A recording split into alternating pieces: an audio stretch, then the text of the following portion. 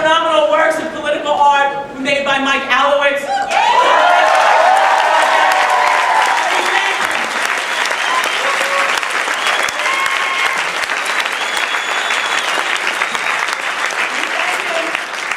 We're in such an ugly world, bringing a little bit of political beauty. I do want to, we have so few victories to acknowledge and celebrate. I want to just ask Lee Wengraf from the ISO and the Campaign to End the Death Penalty to come up here.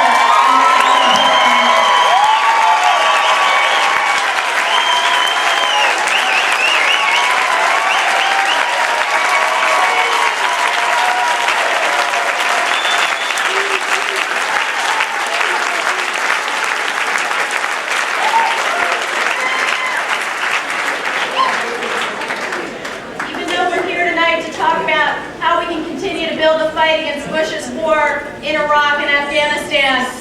We have a victory to report against Bush's war on the poor and on people of color here in this country.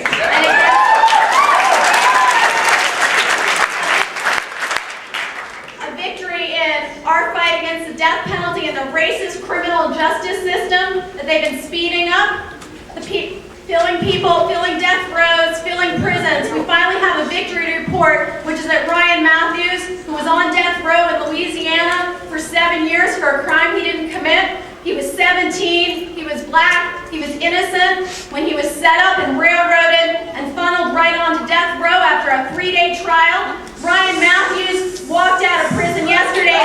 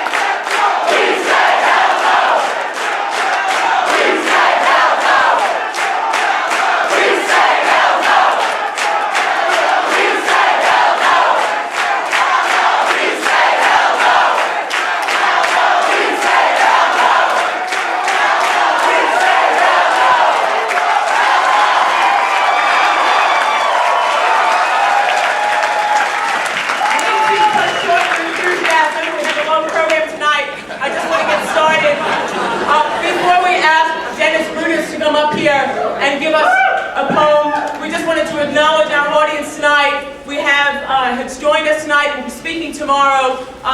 Last year's Green Party gubernatorial candidate from California, Peter Camejo.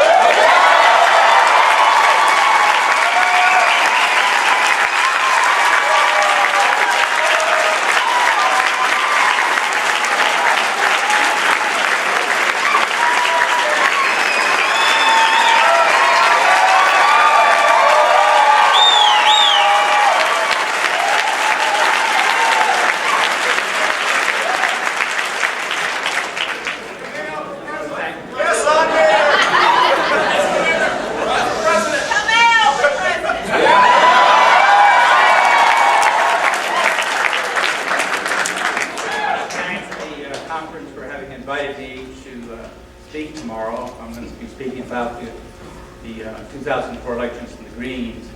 But first, I'd just like to thank the International Socialist Organization for the great work they did to help my campaign in California in the recall election, and for all the wonderful work they're doing on a whole series of issues. And I just want to remind everybody that the position of the International Socialist Organization on the war in Iraq is the position of the overwhelming majority of humanity. It is Kerry and Bush that represent a tiny minority in the world. That's right.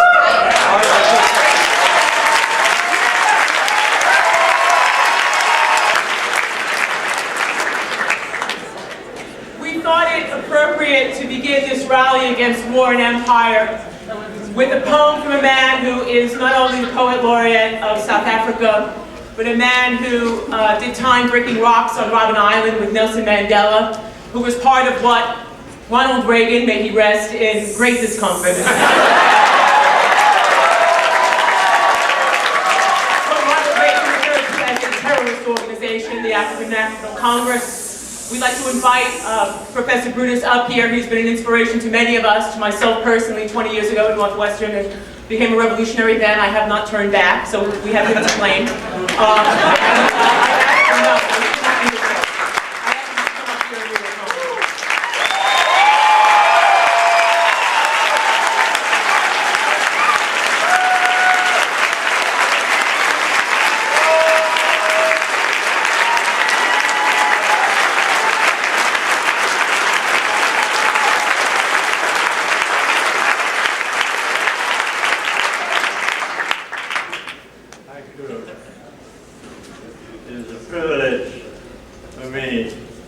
Part of this great occasion and this great crowd.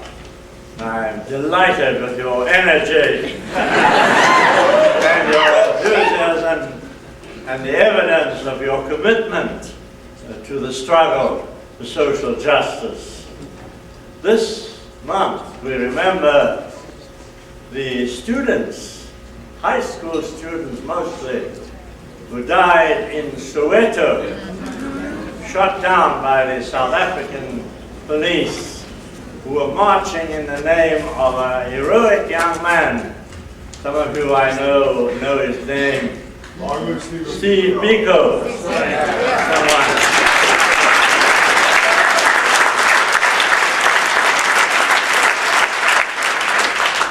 Steve Biko died at the hands of the South African police. And ironically, the day of his death, and the day which we remember, was September 11th. And so there is that kind of conjunction in time, as there was, you know, with the death of Salvador Allende, who was also killed on September 11th. So we pay tribute to Steve Biko, to Allende, to all those who were part of the struggle. And so I read this short poem as a tribute to Steve Biko, to the others who died in the struggle, some of them on Robben Island with me, some in the other prisons of South Africa.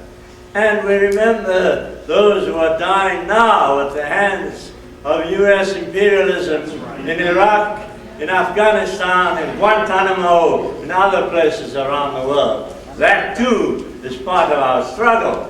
The struggle which we will continue until we achieve justice for people all across the world.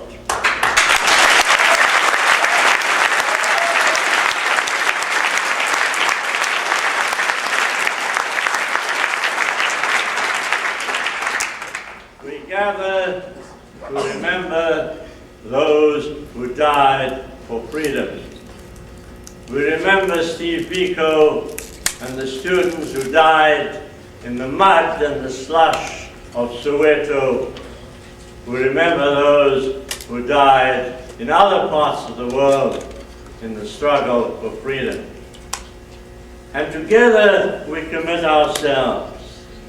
Together we declare, we will remember, we will endure, we will continue until we have achieved freedom for all the peoples on the face of the earth. Freedom for all the peoples on the face of the earth. Thank you.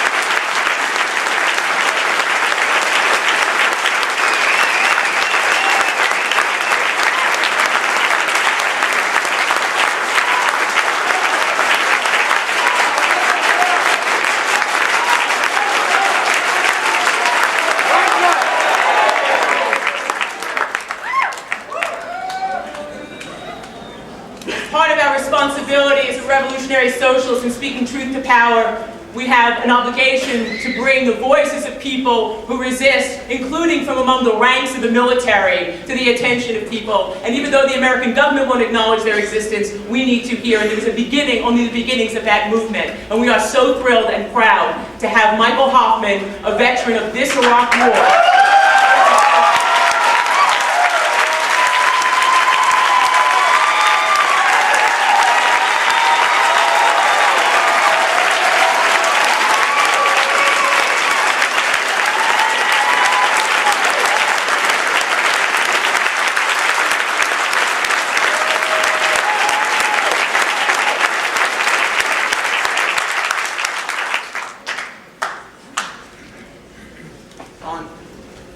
20th of last year, I participated in the opening shots of a war that was sold to the American people on 3 reasons. 3 reasons that in my unit, fell apart before we even went into Iraq. A week before my unit even went to Kuwait, my first sergeant, a 20-year Marine Corps veteran, the son of a Marine Corps sergeant major, came in front of us and addressed all 120 enlisted men in our unit and told us, "Don't think you'll be heroes. You are not going to Iraq to find weapons of mass destruction. You are not going to Iraq to capture Saddam Hussein or make Iraq safe for democracy. You are going to Iraq for one reason and one reason alone, and that is oil."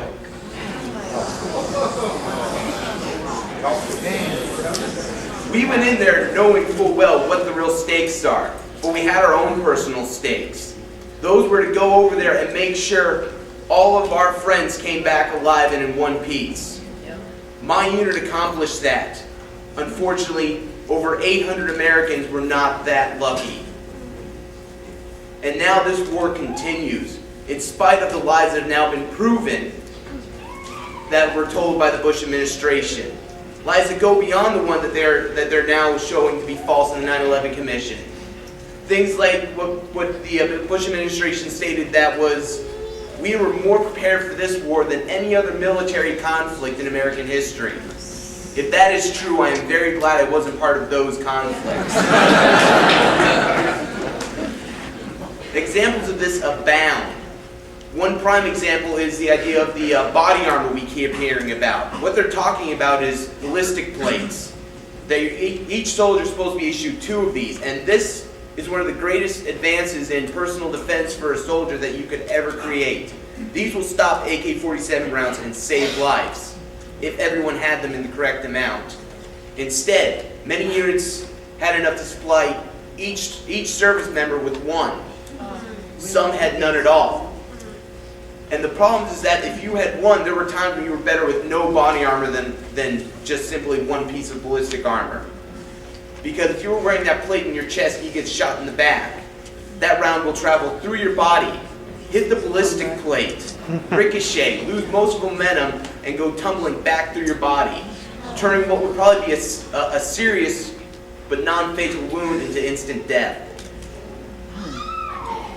And then other things like the armor-plated Humvees that go to Halliburton and Kellogg Brown and Root employees, but are not provided for American troops. Troops that are paid minuscule amounts compared to the humongous salaries paid to these people. And these people are doing jobs that should be getting done by American troops. National Guardsmen are being used as free labor for private contractors, increasing their own profit quota. These are all things that go on there. And then when the troops come home, they face even harsher realities. Most come from working class, minority families, lower middle class. They come from the slums and ghettos. Many are not even American citizens. And what happens when they come home? When I returned home, I saw my father almost completely disabled from working to over 20 years at the Bethlehem Steel, a company which no longer exists. Bedridden at times because of a degenerative disc syndrome in his upper and lower back. His company closed and the government took over his pension, and the first thing they cut was his health benefits. My parents were left wondering if they pay the mortgage or they get my father's pills so he can make it through each day. It doesn't end there. VA benefits are getting cut left and right. I walked in for my own personal VA examination, and when I asked about depleted uranium, the doctor laughed at me and said, "What, are you trying to make more paperwork?" These are the realities, and it gets worse every single day. Bush is going to continue cutting benefits, and I have no doubt that Kerry will do the same, basically stabbing his own veterans in the back. This is the man who stood in front of Congress and said, "Who wants to be the last man to die for a lie?" Now he's asking numerous American troops to do that all over again.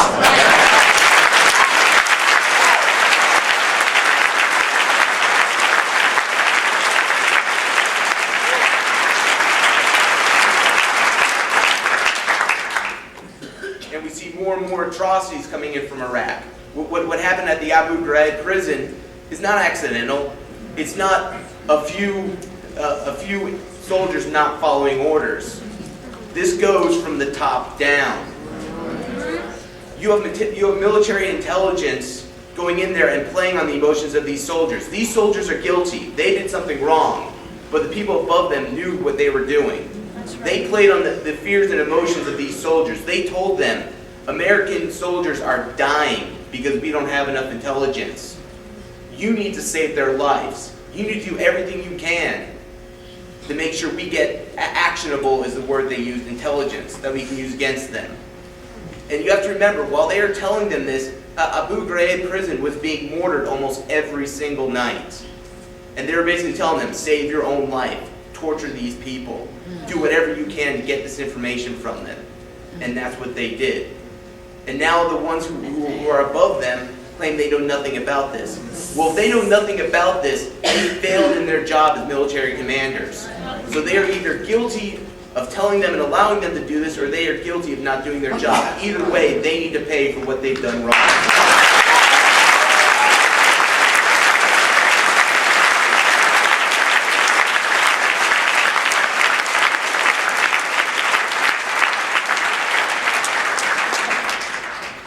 And now finally we have the June 30th turnover date coming around.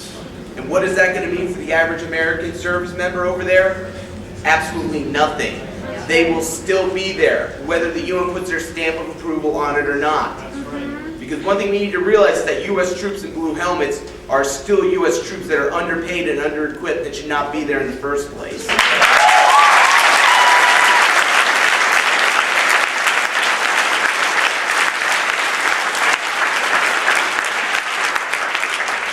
And the violence they're subject to is only going to increase as the Iraqis realize that this June 30th turnover date that they've been promised means absolutely nothing. Instead, all that's going to happen is Paul Bremer's going to leave, and Negroponte, who is himself a war criminal, is going to take over.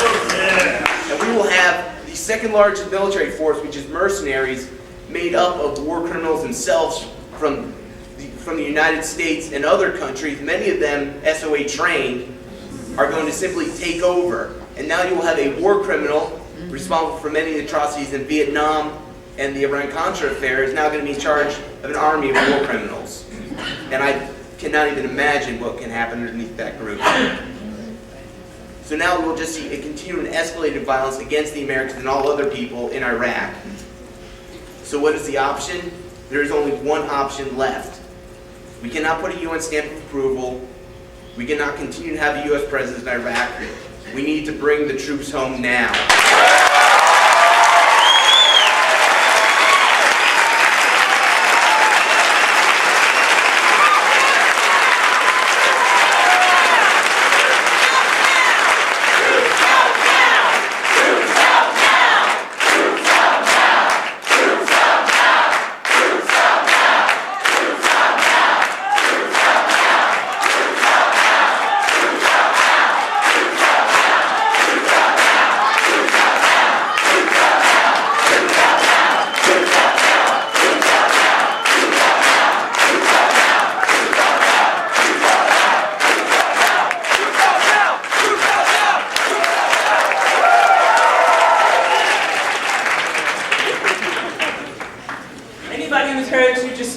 Has probably cried and been inspired to do something. He was a political prisoner then, and then it was only inspired him to fight even further and inspired God knows how many thousands more to fight and become revolutionaries, become radicals, and try and change the world. Shoot your ground. Yeah.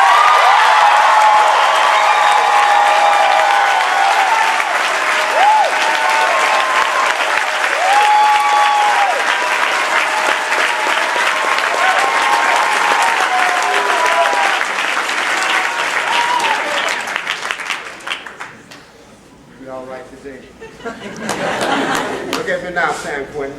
We're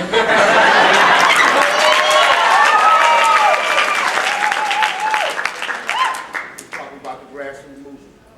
My brothers and sisters, friends and comrades who are here tonight. I appreciate it from the profoundness of my heart that you are here tonight. Because you are the makers and the determined factors whether we win or lose. As Martin Luther King said in his great speeches, we're thankful to all the great pilots who traveled through the great clouds and brought us down. The pilots who trafficked the aircraft and got us down to where we at. But what we would be as a people if we didn't have a ground crew to receive us. So tonight, my brothers and sisters, I thank you all for being here. This occasion would be nothing without you all. And members of the ISO and my brothers and sisters of the movement who have pushed me and encouraged me, and my brother here who have gave me the inspiration, and my sisters who have pushed me on, and all the great members of our movement who have encouraged the old condemned man to fight on. I want to thank you all tonight. Tonight, the dead man not only walks, but he's going to talk for a few minutes.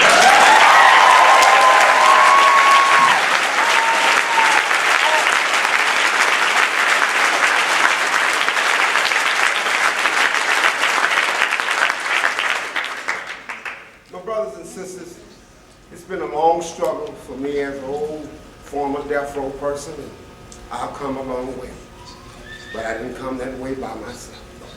I'm here today because of people like yourself determined to make a commitment, and make a commitment with an attitude that wouldn't quit.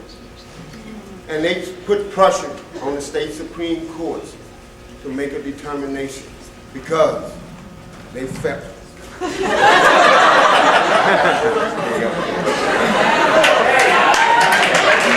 We all right. But I want to say, and I mean this, you know, I've been a part of the 60s. I grew up under the influence of the Black Panther Party. I grew up under the influence of Martin Luther King and all the movements. And that movement have did a great service to me personally, and have did a great service to our movement as a whole.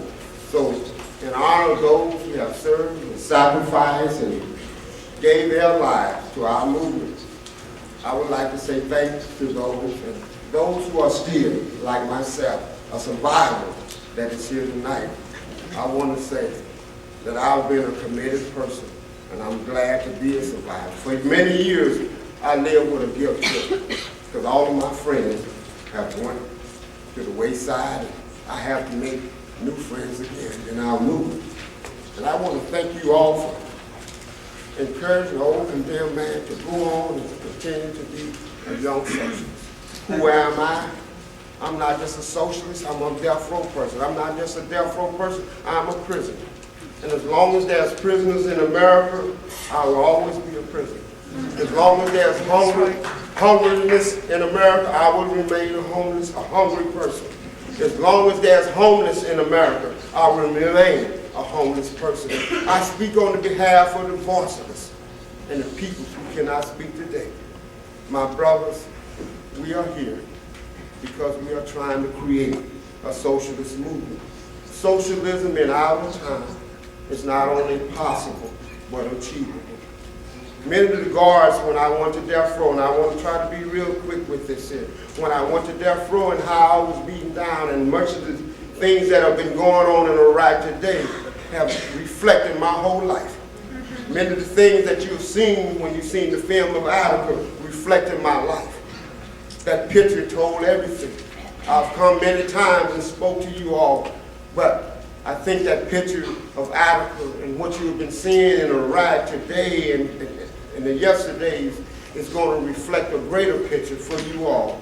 You're going to all put it together, and we're going to all stand up and fight against those tyrannies, those aggressions, those peoples who create the racism and the oppression in our world, the imperialist movement that is going on. We have to stand up against imperialism like never before in our life. And as a condemned man that went to death row in 1973, a day that I always remember, I went to death row not because I was a criminal, my brothers and sisters.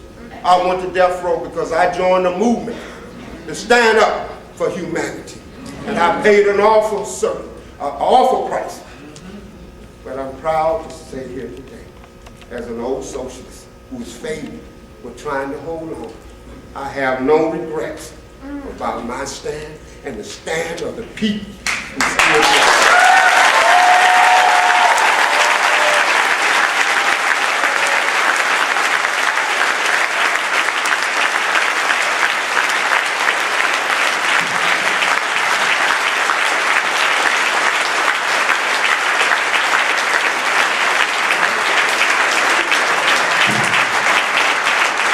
Brothers and sisters who was in California, the Kevin Cooper Brigade, I don't want to punch you out and make you all as special.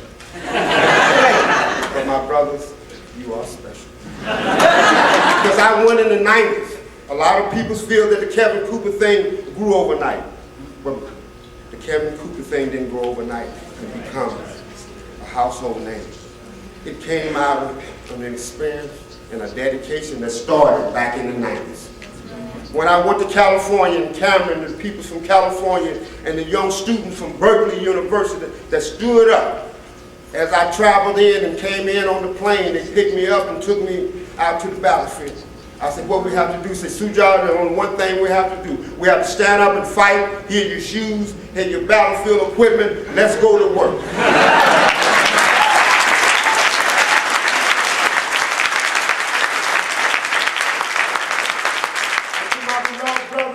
My socialist brother, Cameron. Stood up!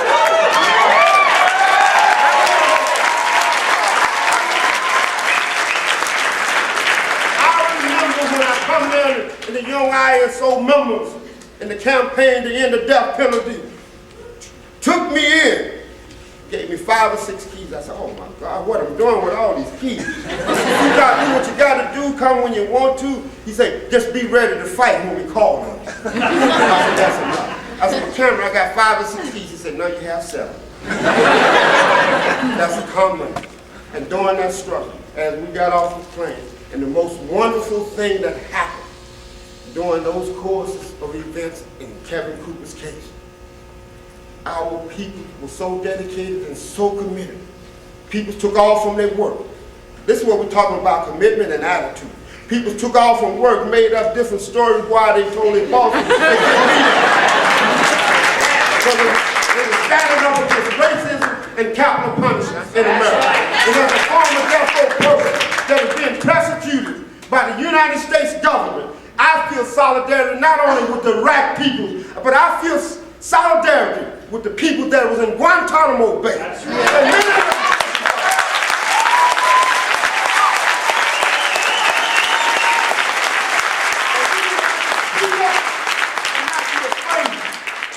What is going on in the world. But we got to speak up and speak up on our political conviction, what we feel and what we mean. But we got to do it with an attitude that won't quit. Bush said, bring it on. I say today to you, my socialist friends. Bush, bring it on. We as socialists will stand up and we will not seek revenge, but we will seek human justice and we will fight for a better world. Socialism.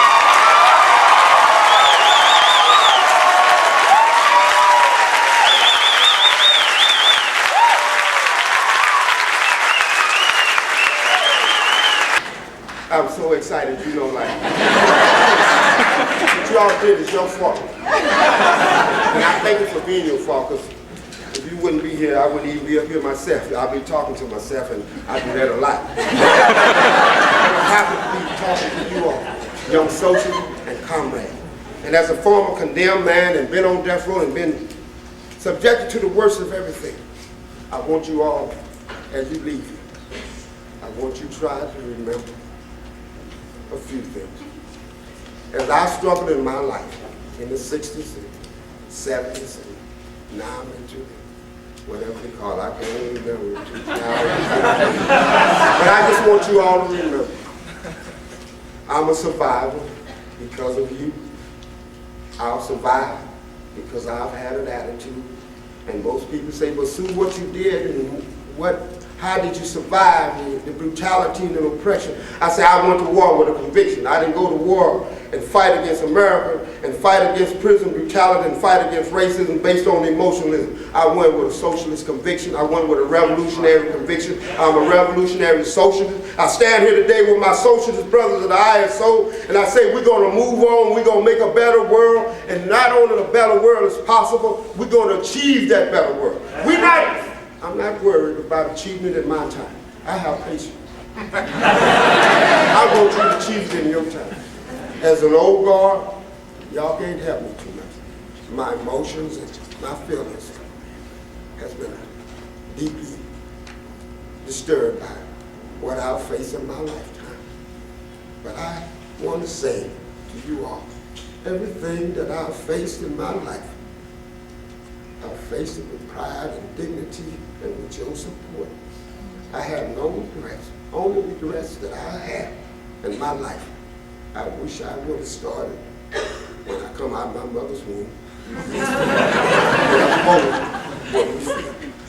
My brothers, as I leave you, and I think this will be the last time that I will ever use these statements. And it was when I went to South Carolina, and David Hill was scheduled to be executed just like Stephen Oakland. When we all, our ISO comrade was on the plane, and we felt really bad. We had to leave at a time when Stephen Oakland was going to be executed. But Mike rearranged, Mike Starks out of Maryland, said I'd stay back, and I said it's important, and I appreciated it. And Mike stayed back to try to overlook things and show our spirit as young socialists and movement people. And I'm thankful to him, but when I went to South Carolina, the ISO campaign broke me down, and we lost that battle as well. But we lost just a battle, we didn't lose the war. It continues, and David Hill was executed, and he was going to the prison. We was talking to him on the phone. He had been isolated from all the other prisoners, and we was going down, and I felt and reflected on when I was a young man and facing death penalty, and not knowing that I was going to live or die. And David was full of energy and spirit. And it's something that he was presenting to him that he should be able to reflect on, and they gave him a couple thoughts that come from someone that I don't really know. But David looked over the thoughts and the readings, and he said, I would like for this to be said at my funeral. And it goes something like this. Sometime in our lives, we have to meet a few wrong people before we meet the right ones. In my lifetime, he said that I've been on death row. I finally met the few right people, and they have changed my life and changed the life of others. He said the most happiest of people doesn't necessarily have the best of everything. They just make out with the best that they have. Happiness comes to those who cry, those who suffer, those who have served, and those who have tried. For only they can appreciate the importance of those who have touched their lives. I, as a former death row person and a young socialist and a proud socialist and I'll die socialist, I say to you all, my brothers and sisters, I've had a tremendous life of struggle, sacrifice, pain, but it's been all worth it. Because when I leave here, I'm going to leave here as no one else will probably want to think of.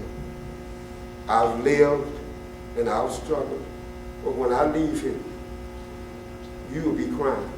That's the commitment that I want to make to my life. When I come out of my mother's womb being squares and oppressed, I should have been a rebellious black man, but I wasn't. But life and experience have taught me to be rebellious for the just purposes. Today, I continue that rebellious, but in a righteous and noble way. I want to say to you all, before I leave, when you all was probably born, were probably crying, and everyone around was probably smiling. Go on out, my brothers and sisters, and live your life so that when you die, everyone around you will be smiling and thankful to the greatness of your life and the commitment that you have made to your humanity. You all have been great. You all have been a supreme servant of our humanity. I stand here as an old socialist, and I stand with you all. Continue your struggle. Continue your participation. Dead man not only walks in America, but he's taught. The peoples in Iraq must be free. The peoples in Iraq must see America as strange liberators, but the peoples in Iraq have justifiable reason to rebel against the invasion.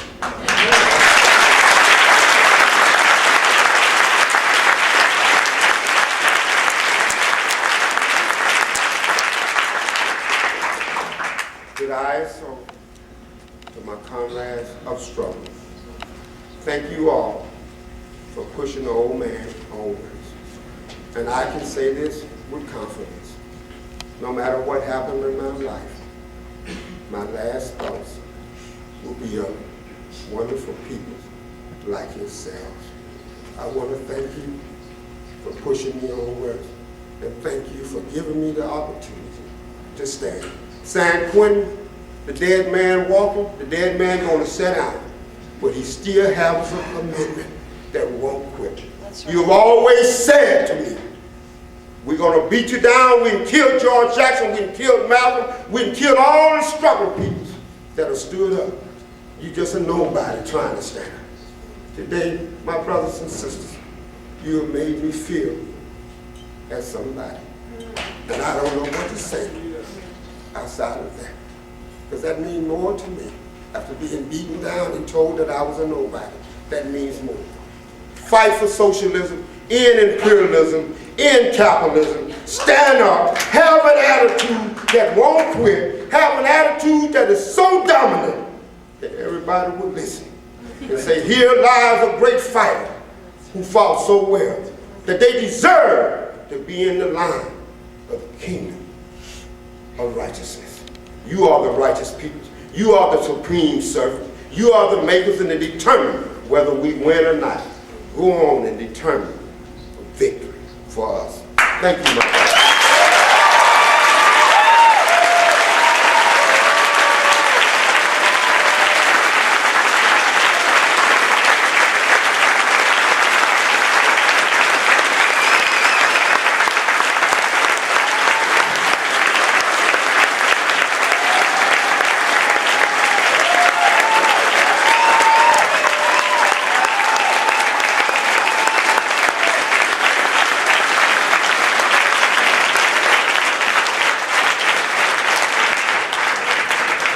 Our government doesn't count them, but there are thousands of dead Iraqis, and they all have names and faces, and we won them. Our government does count dead American soldiers, and as of this morning, there are 835 dead American men and women as a result of this quest for oil and empire, and they all have names and faces too. And we are very happy to have with us here, though we are very saddened for the reason why he is here, the father of one of those dead soldiers, Fernando Suarez de Sola. He is from the Guerrero Azteca Project. He's here from California. We are to welcome him here, Fernando.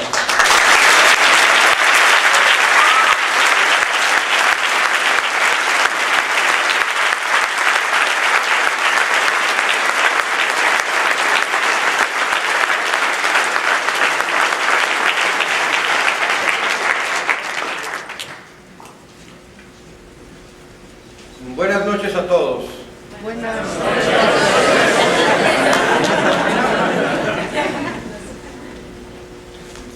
Les pido disculpas, voy a hablar en español. I apologize, I won't speak in Spanish.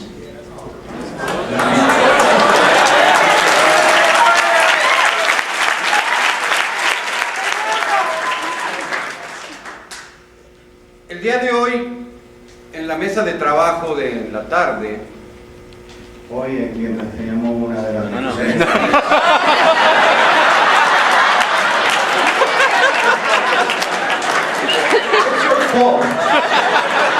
Today, we're having our discussion this afternoon. Se acercó la mamá de un muchacho que está a punto de irse a Irak. The mother of a young guy that's very close to going to Iraq approached me. La señora está angustiada porque su hijo se va a la guerra. And she's in anguish because her son will be going to war. Y nadie en el gobierno le ayuda, aunque es el hijo único de la familia. And no one in government is willing to help her, even though that's the only son in the family. Y así como esta señora, diario se acercan a mí diferentes padres y madres de familia. And in the same way that this woman approached me, every day, different parents, fathers and mothers approach me every day. Es por eso que la organización Military Family Speak Out ha crecido al grado de que hoy somos cerca de 2,000 familias. And that's why the organization from Military Family Speak Out has grown so much to the point that we are today more than 2,000 families.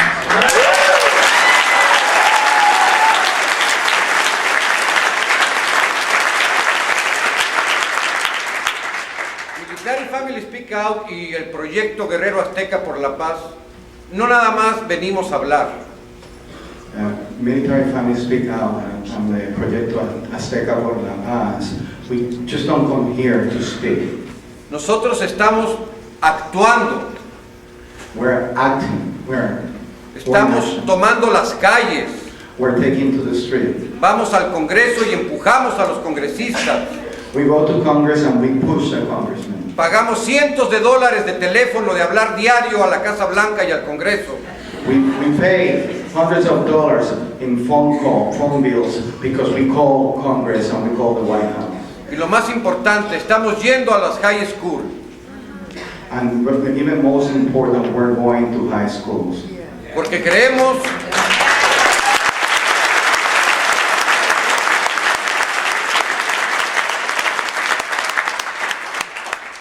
que es inmoral que los reclutadores invadan los centros de enseñanza como son las escuelas preparatorias. Because we believe it's immoral that military recruiters invade all the centers of education like the high schools.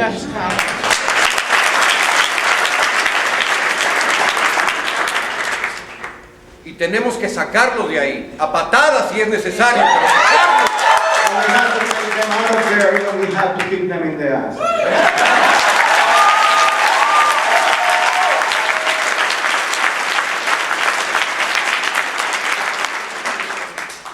Es vergonzoso que engañen a nuestros muchachos de las minorías hispanas o afroamericanas.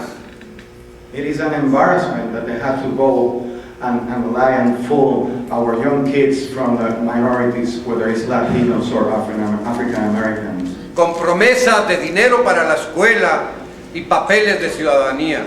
With promises about money for going to school or about promises about becoming citizens. Para poder entrar a trabajar al gobierno o al aeropuerto tienes que ser ciudadano. If you want to be able to work for government at the airport, you have to be a citizen. Pero para ir a morir en una guerra bastarda, no importa qué era.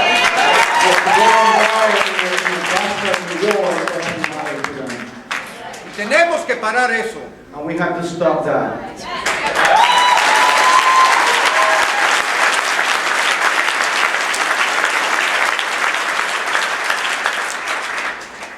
Pero ya estamos metidos, gracias al Bush, hasta el cuello de problemas. But thanks to Bush, now we are up to our necks in problems. Tenemos a nuestros hijos muriendo en Irak. We have our sons and daughters dying in Iraq. Tenemos a los niños iraquíes muriendo diario. We have Iraqi children dying daily. Mujeres y hombres ancianos. Women and the elderly. ¿Y todo por qué? And everything what? Because of what? por petróleo, for oil, por dinero, for money, pero nada por humanidad. but not for anything that has to do with humanity.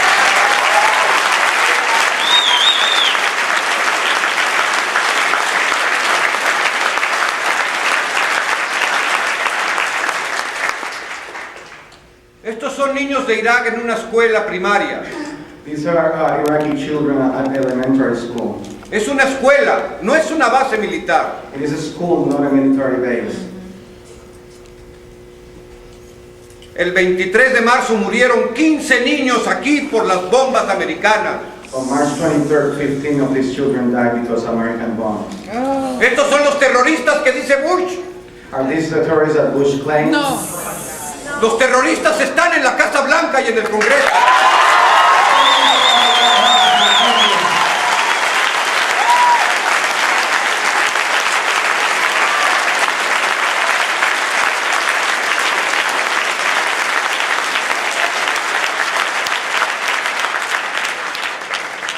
Y esos terroristas están creando enemigos. And those terrorists are creating enemies. Estos niños me recibieron con la sonrisa en la boca. These children welcome me with a smile. Pero hoy no sé cómo nos puedan recibir. But today I don't know how they will welcome us. Gracias al pinche Bush.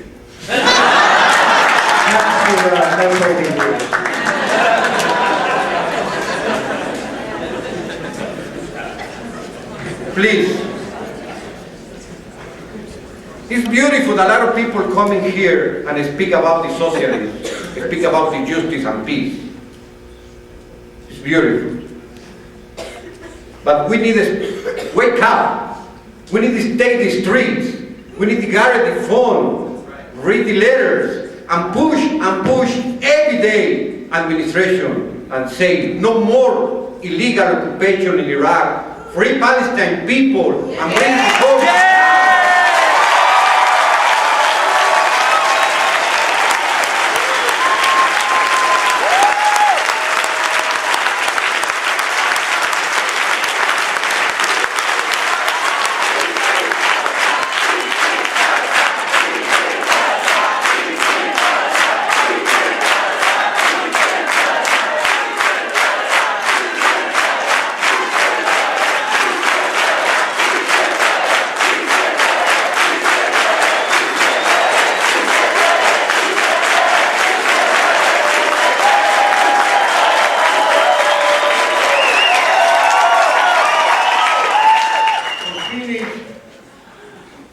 When my son died in March 27, my life changed.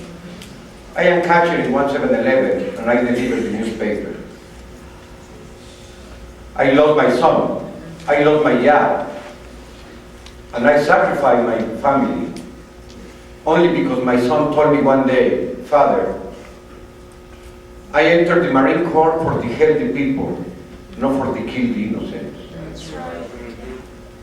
My son no have opportunity for healthy people now, but the Father is here, and the Father works.